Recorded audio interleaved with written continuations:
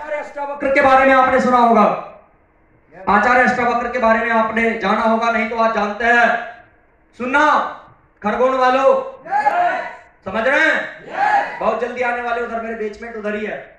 Yes, कोई सनावद के है, कोई पड़वा के है ना, उधर सारी भाई बंदी अपनी, सारे बेसमेंट है मेरे उधर, टेंशन नहीं लेने का, अपन ही आएंगे।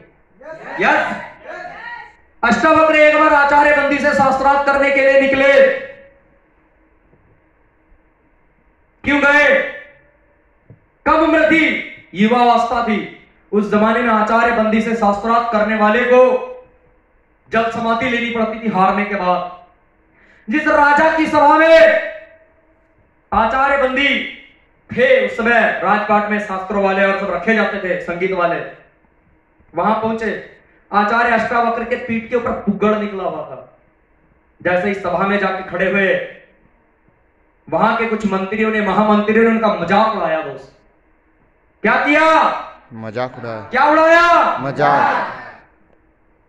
आचार्य अष्टावक्र ने एक ही बात कही कि राजन, मुझे तो लगा था कि मैं महान लोगों के बीच में आया हूं, एक राजा की सभा में आया हूं, जहां पे आपके रत्न और मंत्री है, वहां आया हूं।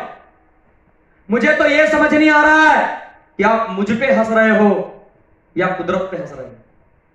अंडरस्टैंड? यस। मुझ पे हंस रहे हो, जिसने मुझे ऐसा बनाया उसके ऊपर हंस रहे हो। राजा कहता है क्षमा प्रार्थी, लेकिन कहता है क्षमा करना, आप किस उद्देश्य के साथ आए? अष्टावक्र कहते हैं कि मैं आचार्य बंदी के साथ शास्त्रार्थ करने के लिए आया हूं। राजन कहते हैं नहीं नहीं आचार्य, आप अभी इतने बड़े नहीं हुए हैं, आपकी इतनी उम्र नहीं हुई है कि आप आचार्य बंदी के साथ शास्त्रार्थ कर सके। नहीं नहीं बोले, मेरे गुरु का इतना आशीर्वाद है मेरे ऊपर, उसने मुझे इतना सिखाया, मेरी उम्र पे मत जाइए।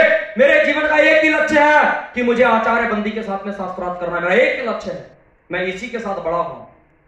कहते एक बार फिर सोच लो। कहता मैंने सोच लिया है, मैंने डिसाइड कर लिया। क्या कहता है? मैंने सोच लिया है। कहता तुम जानते हो ना उनसे हारने के बाद में जल समाधि लेनी पड़ती। कहता हाँ मैं तैयार हूं। इतने में आचार्य बंदी खड़े हुए, कहते मैं हूं आचार्य बंदी। कहता एक बार फिर सोच लो, हारने के बाद जल समाधि लेनी पड़ेगी। कहता डरा रहे हो? अष्टावक्र कहते डरा रहे हो? मैं सब जानता हूं, मैं तैयार हूं। दोस्तों दोनों के बीच में शास्त्रार्थ होना शुरू हो गए। बातें धीरे धीरे खत्म होने का नाम नहीं ले रही थी, लेकिन कुछ समय बाद हाथ जोड़कर आचार्य बंदी खड़े हुए और कहते हे आचार्य, हे बालक, मैं तुमसे हार चुका हूं, मैं अपनी हार स्वीकार करता हूं और जल समाधि लेने को तैयार हूं। कहता नहीं नहीं, मैं तुम्हें यहां जल समाधि देने नहीं आया हूं, मैं तुम्हें यहां माफ करने आया। मैंने तुम्हें माफ किया, मैं तुम्हें समझाने आया हूं कि शास्त्र को शस्त्र न बनाओ।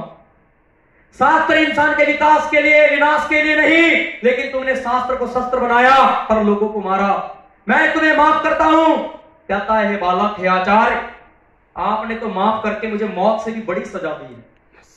मैं अगर मर जाता तो शायद एक बार में मृत्यु मिल जाती, तुमने तो मुझे तिल तिल मरने की सजा दी है। कहता यही तो तुम्हारा पश्चाताप है, यही तो तुम पश्चाताप की अग्नि में जलकर शुद्ध हो पाओगे। कहता मैं कौन हूं जानते हो? बोले आचार्य कहोट को जानते हो? बोले हाँ। कहता तुम्हें सिर्फ शास्त्रों का थोड़ा ज्ञान क्या हो गया? कहते आचार्य कहोट मेरे पिता थे। अष्टावक्र कहता मेरे पिता, तुम्हें दो चार शास्त्रों का ज्ञान क्या हुआ? एक क्या गलती हुई थी? तुमसे दो शास्त्र कम जानते, इतनी बात थी, लेकिन तुमने उन्हें जल समाधि दिला दी। तुमने बहुत सारे लोगों को अपने ईगो में, अपने घमंड में, बहुत सारे ऋषियों को, मुनियों को, शास्त्रों को जानने वालों को खत्म कर दिया।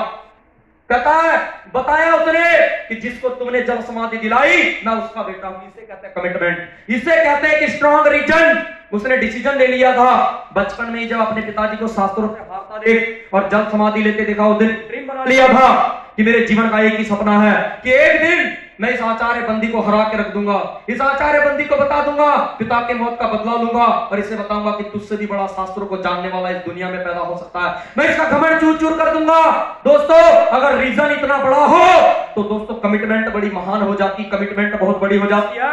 अगर आपके पास ऐसी कोई वजह है, आपका परिवार पिछड़ गया हो या लोग बराबरी में ना बिठाते हो, किसी गाड़ी वाले ने मना कर दिया हो, किसी ने लैपटॉप को मना कर दिया हो, किसी लड़की ने बोली हो सूरत देखी है अपनी आईने में, किसी लड़के ने बोल दिया हो तेरे जैसी तो ढेर अपने पीछे चलाता हूं, किसी ने स्कूटी से अपने पीछे कट मार के निकल गई हो बाप की शहजादी ने, गाड़ी से लगा कि जिस दिन मेरी आएगी उस दिन बताऊंगी अपने पैसे की, अपने पैसे की। हेलो